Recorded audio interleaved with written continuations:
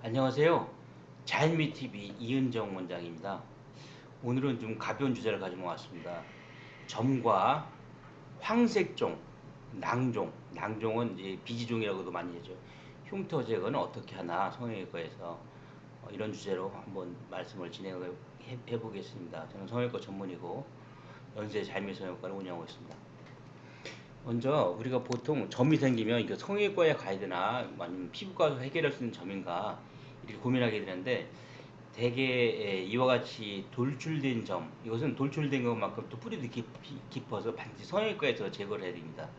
여기 보이죠? 이거 요것만 없애는 것이 아니고 이 속에도 뿌리가 있기 때문에 거기까지 제거를 해야 됩니다. 입 주변에 있는 거 이거 절대 복종 아닙니다. 특히 점막에 있는 것은 안 좋은 것을 발전할 가능성이 크다는 것이죠. 그럴 수도 있고 이렇게 이 시작된 부위가 이렇게 얇은 이건 스킨텍이라고 하는데 이렇게 시작된 뿌리가 이렇게 가느다라는 거 이런 것은 제거 쉽죠. 이런 것은 뭐 피부과에서 상관이 없겠습니다만은 보통 큰 점은 성형외과에서 수술적으로 제거하고 반드시 조직 검사를 해야 된다. 이유는 뿌리가 깊다. 그리고 우리가 그러면 어떻게 피부과에서 보통 제거하는 점은 어떤 점인가? 이와 같이 평평하고 표면이 평평하고 이런 점은 뭐 표피에 상피증, 진피증, 진피 상층까지 국한된 점은 쉽게 레이저로 제거가 됩니다. 그러나 이와 같은 평평한 점이라도 이 주변에 이와 같은 새끼점이 생긴다든가 또 표면이 이렇게 불규칙한 거 그리고 갑자기 색깔이 변했다든가 돌출되고 이런 것은 우리가 피부암 중에서 악성 흑색종이라고 굉장히 그 사망률도 높고 치명적인 암이죠. 이런 암은 이와 같이 우리 멜라닌 세포가 이렇게 지나치게 활성화돼서 암으로 발전하는 경우죠. 이렇게 속으로 원래 이 멜라닌 세포는 여기 피부의 기저층에서 생성돼서 밖으로 이렇게 색깔을 우리 피부 주로 색깔을 입혀서 외부에서 오는 자외선을 차단해주는 중요한 역할을 하게 되는데 이것이 내부로 커서 악성 흑색종이 돼서 이것은 다른 부위로 전이도 하고 굉장히 위험한 암입니다. 그래서 우리가 육안으로 볼 때 이게 악성 흑색종인지 아닌지 알 수는 없습니다만 여러 가지 표면이 갑자기 돌출되고 색깔이 지나치게 까맣다든가 울퉁불퉁하고 또 주변에 새끼점이 생기고 이럴 때는 반드시 조직 검사를 해야 된다. 악성 흑색종 아니면 악성 상피세포암일 수도 있고 반드시 점을 우습게 보면 안 된다. 그리고 우리가 이제 전에 보면 늑대 소년이라고 해서 거대점 얼굴 한쪽에 뭐 이렇게 큰 검은색이라는 점이 있고 털도 나 있고 그런 점이 있었죠. 거대점을 우리가 이제 자연스를 내부스를 하는데 이것도 일정한 부분에서는 악성으로 갈 수가 있기 때문에 반드시 수술적으로 제거를 해야 됩니다. 이분은 보시는 것처럼 큰 점이 주변 눈 주변에 있는데 사실 제거 어려운 부위죠. 왜냐하면 제거하면 반드시 보건 수술을 해야 되기 때문에 그래서 저한테 찾아오셨는데 제가 제거를 하고 다행히 주변부가 이렇게 깔끔해 보여서 이 자체만 어, 조직 검사를 보냈죠. 그러고 나서 우리가 성형외과 사는 눈썹 아래 부위에 절개선을 만들어서 이걸 피판이라고 합니다. 피부를 당겨서 이 해당 부위를 덮으려고 우리가 수술하고 있죠. 직후 모습입니다. 이와 같이 우리가 수술을 마쳤죠. 그래서 최종적으로 보면 수술 전과 후의 모습이죠. 그리고 많은 분들이 이 점을 제거해서 그냥 뭐 점인데요. 그러는 것이 아니라 가급적이면 조직 검사를 보내는 것이 원칙입니다. 그리고 성형외과에서는 우리가 보건수술이라든가 미용수술 마찬가지인데 흉이 없는 것은 불가능합니다. 마치 성형외과 의사들이 신처럼 돼서 흉을 만들지 않고 마술을 부리는 의사로 생각하는데 절대 그렇지 않습니다. 흉이 좀 가급적이면 덜 보이게 하고 숨기고 이렇게 하는 거죠. 그래서 이분을 보시면 최종적으로 전 디자인 수술 후 모습 이렇게 우리가 수술을 했습니다. 낭종이라는 게 있습니다. 낭종. 여기 겉에 보면 퍼렇고 낭종이라는 것은 이게 주머니 낭탄인데 사실은 그러니까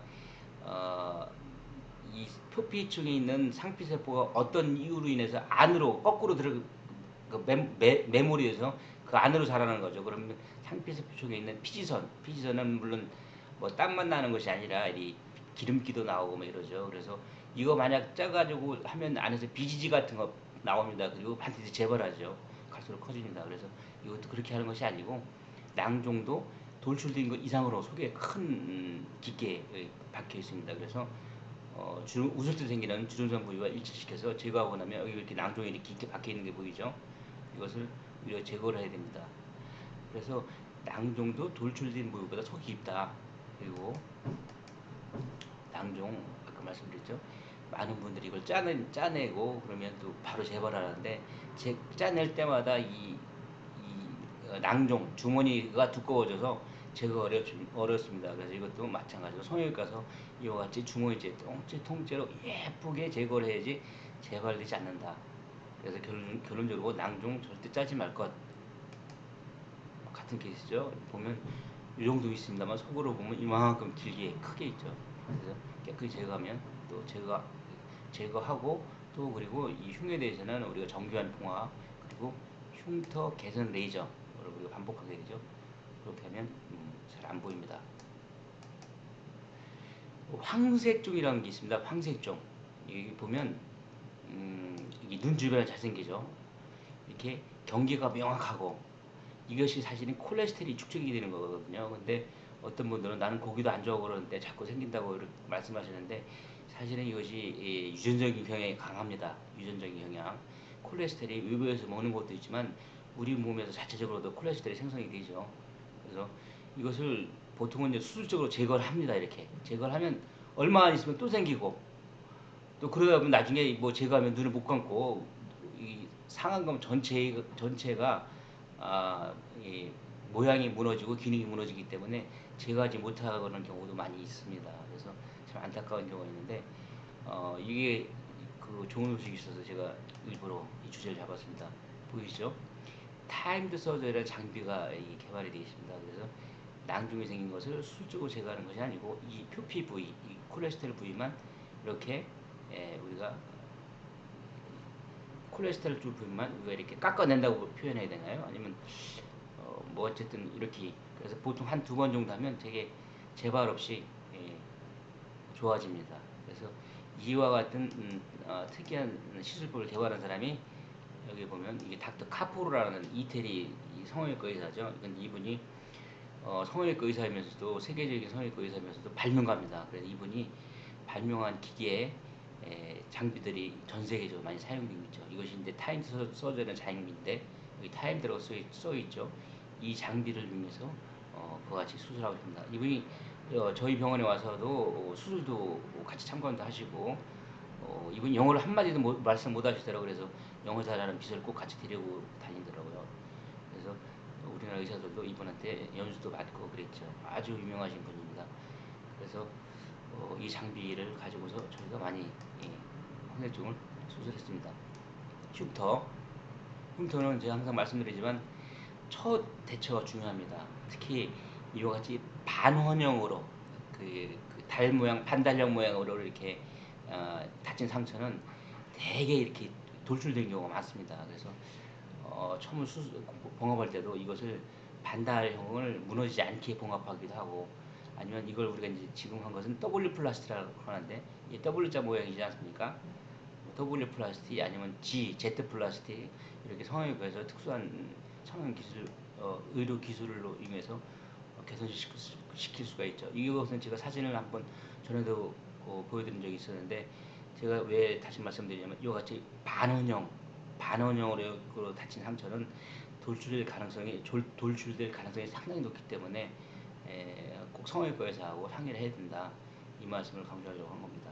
그리고 W 플라스틱 하고 우리가 흉터 제거 레이저를 하면 또 좋아집니다. 말씀을 드렸죠. 첫째 봉합이 중요한데 봉합도 이 겉에만 봉합하는 것이 아니고 층층 안에 있는 층별로 이렇게 봉합을 하게 되죠. 그리고 봉합해서 실밥을 보통 4일에서 5일 사이에 제거를 합니다. 성형외과에서는 항상 이 실밥 제거식이 굉장히 중요합니다. 우리가 보면 외과에서나 정형외과에서 보면 배라든가 다리에 보면 그 본래의 상처보다 이 실밥에 의해서 눌렸던 상처가 더 큰 것을 많이 볼 수가 있습니다. 마치 뭐 거미발처럼.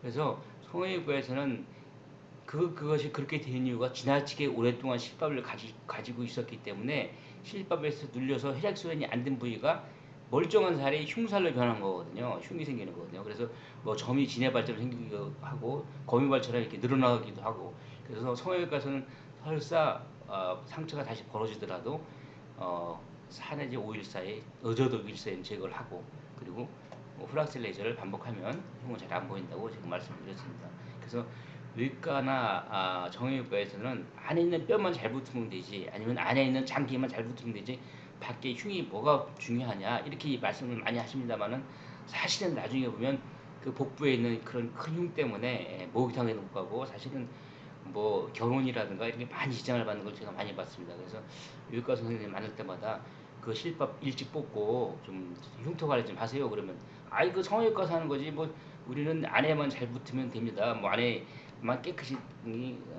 제거해주고 잘 장기만 잘 보존해주면 되는 거지 뭐 흉에 대해서 이렇게 말씀하시는 분이 있는데 요즘은 좀 많이 바뀌었을 것 같습니다. 그러면 저희가 성형외과 레지던트 하면서 그런 경우를 많이 봤거든요. 말씀드린 겁니다. 마찬가지죠. 이와 같이 카레에서 자상이죠. 그래서 흉터 제거하고 프락셀레이즈 반복하면 개선이 됩니다. 이번은 그 프락셀레이즈를 보통 실밥 제거 후 3주 간격으로 4번 정도 하죠. 연육을 발라서 좀 덜 보이는데 실제로는 지금 이거보다는 더 보입니다. 그리고 이와 같이 이것도 제가 한번 사진 올렸었는데 이와 같이 탈피상 상처가 습기면서 이렇게 이제 이물질이 함유되어 있을 때 이거 24시간 내에 반드시 이거 제거해줘야 됩니다. 그래 아프기 때문에 성형외과에서는 이 부위에 마취하고 소독된 솔로 이걸 다 긁어내야죠. 그렇지 않으면 이것이 영구적인 문신입니다. 결혼도 안 하신 분이 여기 영구적인 문신이 박혀 있다고 그러면 어떻게 되겠습니까? 그래서 나중에 보면 다행스럽게 말끔하게 마무리가 됐습니다. 그래서 꼭 찰과상 특히 뭐 흙이라든가 뭐 어디 아스팔트 아니면 먼지 같은 게 묻어 있을 때 꼭 봉합이나 중요한 게 아니고 그냥 뭐 메디폼 붙이세요. 아니면 연고만 바르면 나아집니다. 이런 게 절대 아닙니다. 반드시 이물질 제거해 줘야 된다는 것을 다시 한번 강조드립니다. 어, 팩트 위주의 자연미 TV였습니다. 영상이 도움이 되셨다면 구독, 좋아요, 알림 꼭 부탁합니다. 아직도 구독자가 거의 없습니다. 감사합니다.